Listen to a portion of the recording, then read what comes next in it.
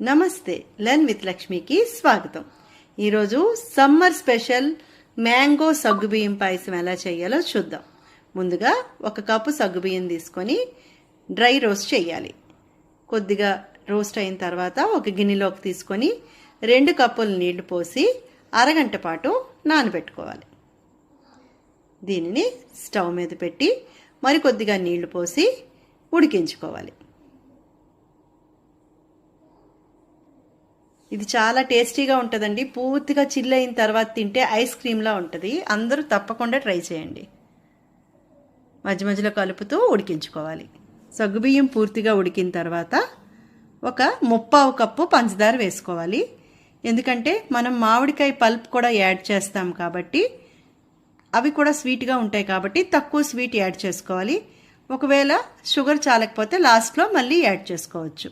ఇప్పుడు ఇందులో ఒక 3/4 లీటర్ పాలు వేసి బాగా కలుపుకోవాలి.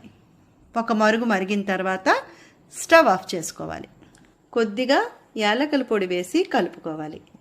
ఇది పూర్తిగా చల్లగా అయిన తర్వాత దీంట్లో 2 కప్పుల మామిడి పండు పేస్ట్ వేసి కలుపుకోవాలి. ఇందులో 1 కప్పు మామిడి పండు ముక్కలు, కొద్దిగా కుంకుమ పువ్వు యాడ్ చేసి కలుపుకోవాలి. కుంకుమ పువ్వు ఆప్షనల్, అవసరం లేదు అనుకుంటే వాడాల్సిన అవసరం లేదు. దీన్ని ఫ్రిడ్జ్లో ఉంచి చల్లగా తింటే ఐస్ క్రీమ్లా చాలా బాగుంటుంది.